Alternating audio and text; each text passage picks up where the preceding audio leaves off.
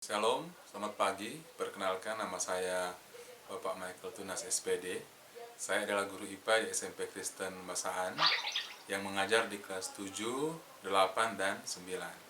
Pada saat sekarang ini kita akan memulai pelajaran IPA kita dengan pendahuluan, yaitu bagaimana penilaiannya dan apa-apa saja yang akan dipelajari di sepanjang masa pandemi ini. Mari kita mulai. Nah, adik-adik, yang pertama kita akan membahas mengenai penilaian.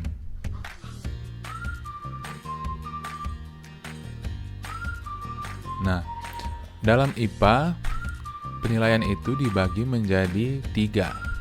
Jadi, adik-adik akan dinilai pada 3 aspek ini.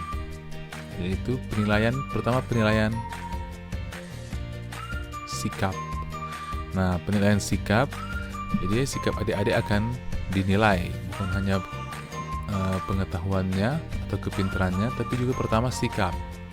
Nah, sikap ini dibagi menjadi 2 aspek, yaitu pertama sikap spiritual, kemudian ada sikap sosial.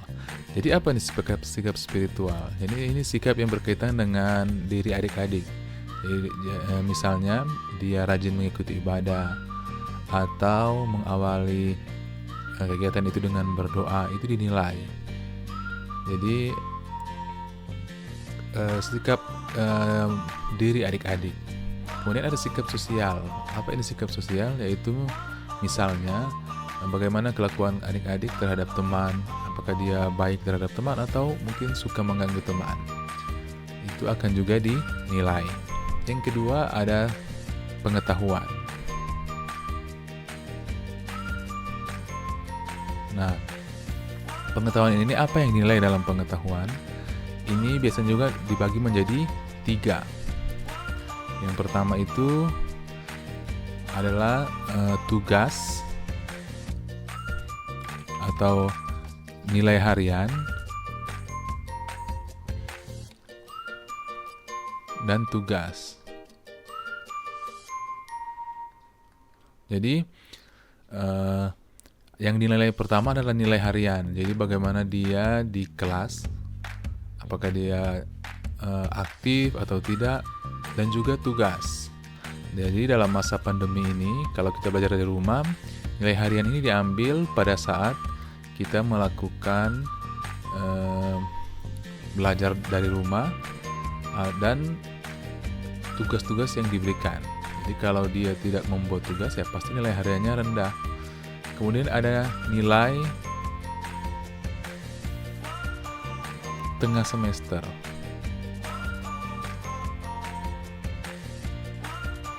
Nah, nilai tengah semester ini atau yang disebut dengan nilai mid semester.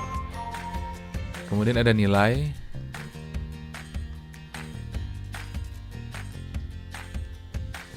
semester. Jadi ketiga inilah yang akan dikumpulkan menjadi satu, akan menjadi nilai pengetahuan. Nah, kemudian ada nilai yang terakhir, ada nilai keterampilan. Nah, keterampilan ini bisa bermacam-macam, tapi yang biasanya itu adalah nilai praktek. Jadi nilai praktek. Jadi kalau IPA itu sering sekali berhubungan dengan praktek. Jadi walaupun dia nilai hariannya tinggi, tugas setengah semesternya tinggi, nilai semesternya tinggi, tapi kalau prakteknya rendah pasti akan berpengaruh pada nilai keseluruhan. Jadi ketiga bagian ini atau ketiga aspek ini sangat berpengaruh pada nilai keseluruhan. Jadi jangan cuma nilai sikap yang tinggi, tapi nilai pengetahuan keterampilan rendah, atau hanya pengetahuan yang tinggi tapi sikapnya itu buruk atau rendah dan keterampilannya itu rendah. Jadi harus seimbang ketiga aspek ini. Nantinya nilai ini akan dikonversi menjadi angka-angka dan KKM-nya atau kriteria ketuntasan minimalnya untuk IPA adalah 70. Ini adalah KKM. Apa ini KKM? KKM ini adalah nilai paling kurang yang harus dicapai sehingga siswa itu dinyatakan lulus untuk mata pelajaran IPA. Jadi nantinya kalau dia belum mencapai KKM 70, artinya nilai belum 70, misalnya masih 69 dan ke bawah, maka dia akan diberikan pengulangan hingga akan mencapai nilai 70. Tapi kalau memang dia tidak akan pernah mencapai 70, maka nanti pada saat penaikan kelas dia belum diperkenankan untuk naik ke kelas. Jadi ini untuk mata pelajaran IPA. Kalau untuk mata pelajaran yang lain itu beda, tapi tetap perhitungan penilaiannya adalah seperti ini, yaitu penilaian sikap, pengetahuan, dan keterampilan. Nah, kemudian kita akan masuk dalam apa itu IPA.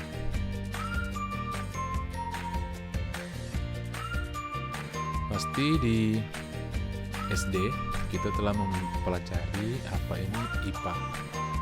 Nah, IPA ini adalah kepanjangan dari singkatan dari ilmu pengetahuan alam. Nah, mungkin adik-adik pernah mendengar ada yang menyebutkan fisika, ada namanya biologi. Bahkan mungkin ada adik-adik yang pernah mendengar yang disebut dengan kimia. Nah, apa ini fisika, apa ini biologi, apa ini kimia? Ini adalah bagian dari IPA, Tapi kalau di SMP, ketiga ini digabungkan menjadi satu yang disebut dengan IPA terpadu. Jadi di SMP itu disebut dengan IPA terpadu. Kenapa terpadu? Karena fisika, biologi, kimia itu dijadikan satu. Nanti ketika di SMA itu IPA-nya akan dipisah lagi menjadi fisika, biologi, dan kimia, yang nantinya akan diajarkan oleh guru-guru yang berbeda. Nah, sebenarnya apa ini fisika, apa ini biologi, apa ini kimia? Jadi garis-garis besarnya fisika ini mempelajari mengenai benda-benda yang mati. Misalnya contoh, misalnya kita di fisika mempelajari tentang gerak benda. Ada juga yang mempelajari tentang misalnya panas. Jadi bagaimana itu panas berpindah dan lain-lain. Ada yang mempelajari tentang cahaya dan seterusnya. Nah, kalau biologi ini pada umumnya itu mempelajari tentang makhluk hidup. Jadi bagaimana itu manusia bernafas, bisa juga hewan dan tumbuhan, bagaimana itu sistem pencernaan, ada juga bagaimana itu sistem peredaran darah dan lain-lain.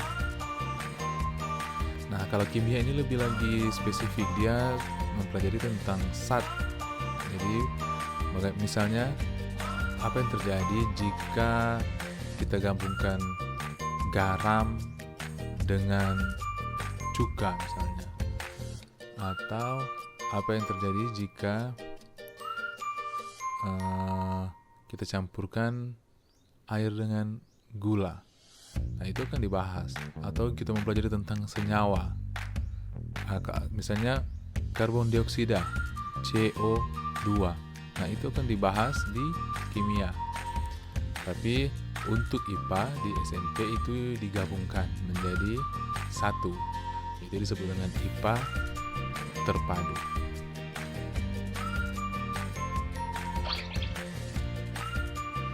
Disebut dengan IPA terpadu. Nantinya di dalam pembelajaran IPA terpadu kita akan menemukan ternyata ini cabang dari fisika, ternyata ini cabang dari biologi, ternyata ini cabang dari kimia. Nah, itu adalah IPA yang ada di SMP. Dan IPA di SMP itu sangat berkaitan erat dengan namanya mata pelajaran yang satu ini, yaitu matematika. Jadi karena IPA itu banyak dengan berhitung. Jadi adik-adik juga akan sering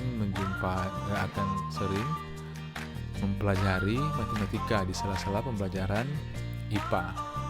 Jadi matematika dasar akan dipelajari di sela-sela pembelajaran IPA. Jadi itulah mata pelajaran IPA yang ada di SMP. Baiklah, untuk pertemuan berikut kita akan membahas mengenai materi pertama, yaitu bab 1.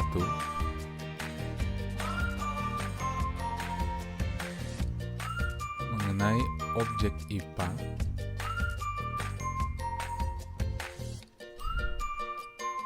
dan pengematannya.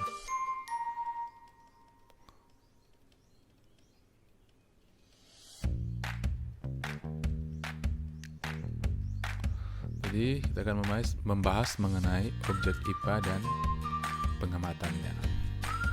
Jadi adik-adik bisa cari di internet,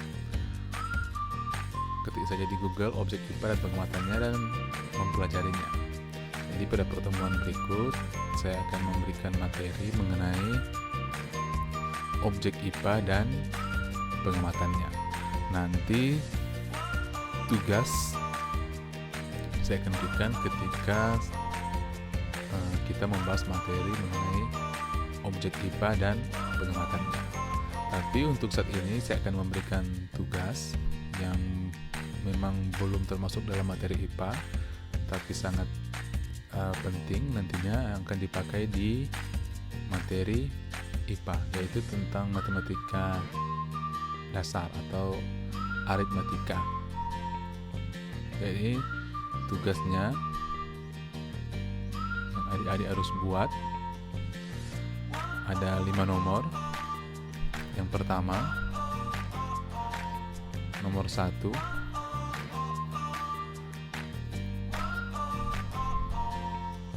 (22) dikali dengan 23,7. Jadi harap dibuat dengan menggunakan langkah-langkah, tadi dengan menuliskan jalannya. Kalau jangan hanya langsung cari di kalkulator lalu dijawab. Jadi harus memakai langkah-langkah. Kedua, 3 kali 2 pangkat 3 tambah 7 pangkat 2. Kemudian yang ketiga,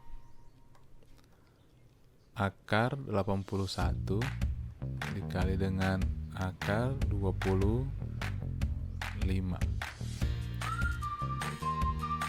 Yang keempat,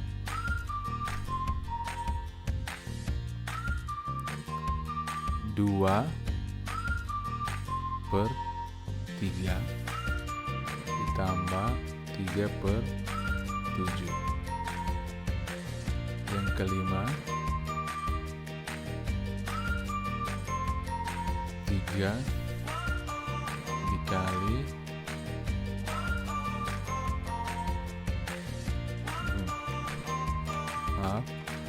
yang nomor 5 itu